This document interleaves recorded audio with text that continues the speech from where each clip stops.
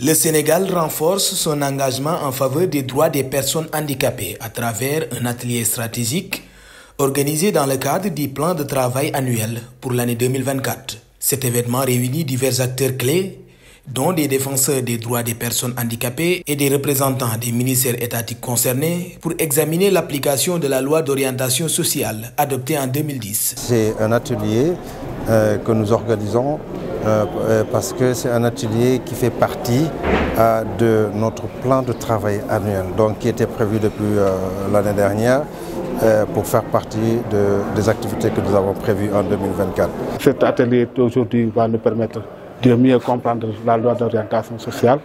Comme l'a rappelé tout à l'heure monsieur le directeur des droits humains, le Sénégal a voté la loi d'orientation sociale depuis 2010, mais aujourd'hui nos défis, c'est l'application des textes. Un atelier stratégique réunit acteurs étatiques et défenseurs des droits pour renforcer l'application effective de la loi d'orientation sociale en faveur des personnes handicapées. Le sens de l'atelier, c'est de réunir toutes les personnes chargées de défendre ces personnes handicapées, mais aussi les ministères étatiques qui sont impliqués dans la politique de promotion des personnes handicapées pour discuter et voir comment est-ce que sur le plan du plaidoyer, sur le plan de réflexions qui vont dans le sens en tout cas d'améliorer davantage, de renforcer les capacités de ces personnes-là pour mieux être outillées dans la défense et la promotion des droits des personnes handicapées. Seules 3 dispositions font l'objet de décrets de projet. Donc c'est la raison pour laquelle cet atelier aujourd'hui va nous permettre de réfléchir sur des stratégies à mettre en place pour également amener les autorités à mieux prendre en compte la dimension du handicap, mais également d'appliquer la loi d'orientation sociale dans son effectivité.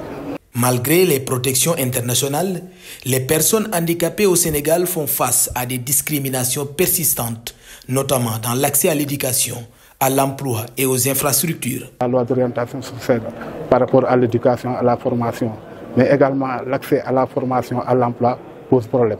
C'est la raison pour laquelle aujourd'hui nous devons tous nous engager, mais également à côté des autres organisations qui s'investissent dans la défense et la promotion des droits des personnes handicapées. Les personnes handicapées, ce sont des personnes qui disposent de la protection de toutes les conventions au niveau international, mais ce sont des personnes qui, de manière générale, dans leur vie de tous les quotidiens, subissent une discrimination.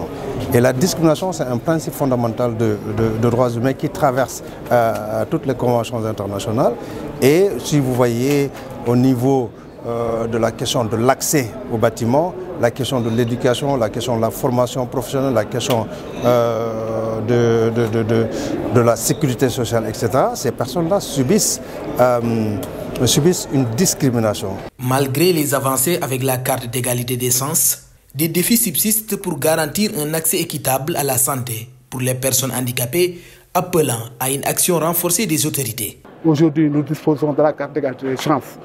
C'est vrai que c'est des efforts de l'État que l'État a fait, mais par rapport à cet accès à la santé, ça pose problème. Parce qu'aujourd'hui, par rapport aux mutuelles de santé, c'est vrai que l'État est en train de faire des efforts également pour enrôler le maximum de personnes handicapées, mais toujours il y a des difficultés. C'est la raison pour laquelle nous lançons un appel aux nouvelles autorités de pouvoir prendre en charge cette question du handicap. La loi d'orientation sociale, inspirée des conventions internationales, nécessite une application renforcée et des acteurs engagés pour protéger efficacement les droits des personnes handicapées. La loi d'orientation sociale, c'est la loi qui a été adoptée au niveau national pour internaliser les dispositions de protection et de promotion des droits des personnes handicapées au niveau des Nations Unies. Donc cette loi nationale, c'est la loi qui a été adoptée au niveau national pour internaliser les différentes dispositions de la Convention internationale. Il faut effectivement qu'il y ait une législation qui soit assez solide dans ce sens-là.